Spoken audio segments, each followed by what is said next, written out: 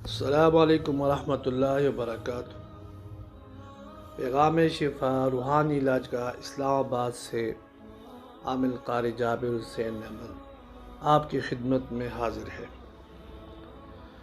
آج کے اس عالم میں جہاں پر کثیر تعداد چھوٹے عمر کے ہیں یا بڑے عمر کے ہیں یا پھر نوجوان خواتین و حضرات ہیں، ایک بیماری ہے جس کا نام غصہ ہے۔ اس غصے کی وجہ سے انتہائی زیادہ پریشان ہے۔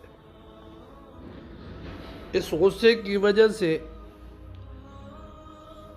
جو ایک مضبوط دوستی ہوتی ہے، پائیدار دوستی ہوتی ہے، اس میں جدائی ہو جاتی ہے۔ باپ اور بیٹے میں جو محبت ہوتی ہے، میاں بیوی میں جو محبت ہوتی ہے، بھائی بھائی میں جو اتفاق ہوتا ہے، بہن اور بھائی میں جو پیار ہوتا ہے، قریبی رشتہ داروں اور عزیز و اقارب کے ساتھ جو قریبی رشتہ ہوتا ہے، اس غصے کی لہر اور بیماری کی وجہ سے وہ محبت الفت دشمنی میں بدل جاتی ہے۔ ایک دوسرے کے لیے ہاتھ اٹھانے پر تل جاتے ہیں، ایک دوسرے کے ساتھ دست و گریبان اور گالم گلوچ پر اتر آتے ہیں۔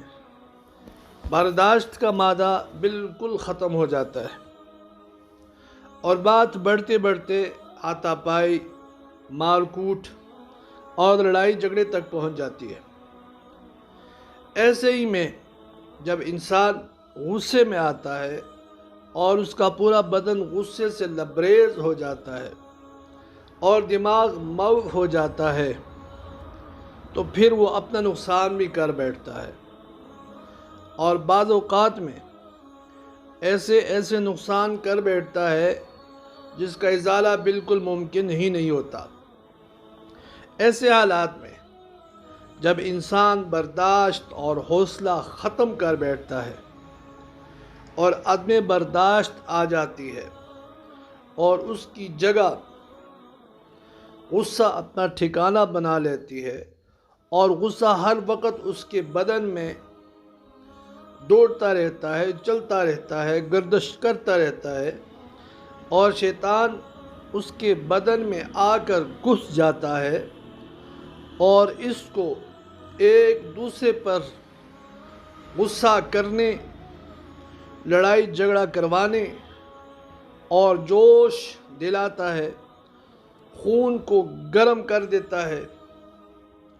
تو پھر کیا ہوتا ہے کہ پھر بات پولیس تک، تھانے تک، حوالات تک، کچہری تک اور اس سے بھی آگے پھانسی تک بات پہنچ جاتی ہے۔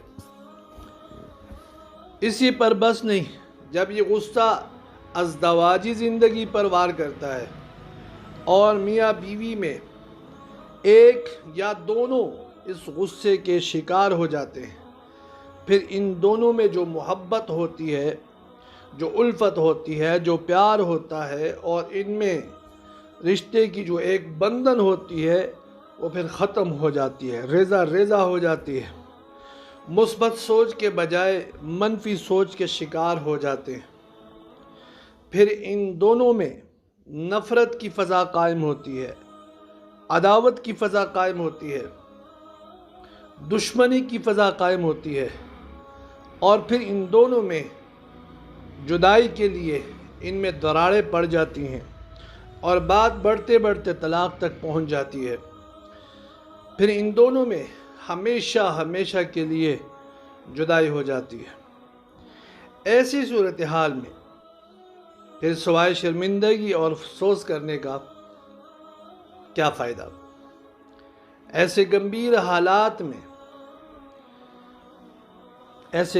حالات جب پیدا ہو جائیں تو پھر کیا کرنا چاہیے جس سے آپ کی کاروباری معاملات متاثر نہ ہو، باہر کی زندگی پر اثر نہ پڑے، अज़दवाजी ज़िंदगी मुतासर ना हो, दोस्ताना माहौल ख़राब ना हो, अज़ीज़ व अक़ारब, दूर और नज़दीक के रिश्ते बरकरार रहें, रिश्ते मज़बूत रहें, घरेलू ज़िंदगी आपकी मुतासर ना हो, प्यार और मोहब्बत से आपकी ज़िंदगी बसर हो जाए।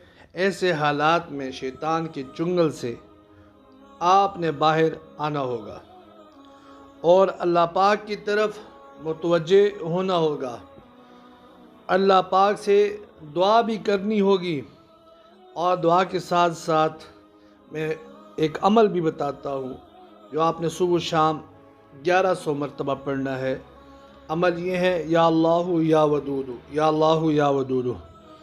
इसके पढ़ने से आपके दिलों से गुस्से की जो लहर है, गुस्से की जो शिद्दत है, वो ख़त्म होती रहेगी, वो जाती रहेगी और आपके अंदर अल्लाह पाक की तरफ से और इन नामों की बरकत की वजह से मोहब्बत आती रहेगी।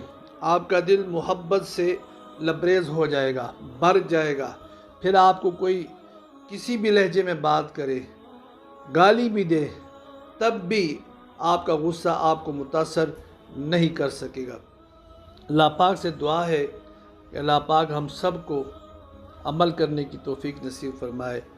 अल्लाह पाक हम सब का हामी और नासिर हो। अब मुझे इजाज़त इनायत फरमाए। अस्सलामु अलैकुम व रहमतुल्लाहि व बरकातहू।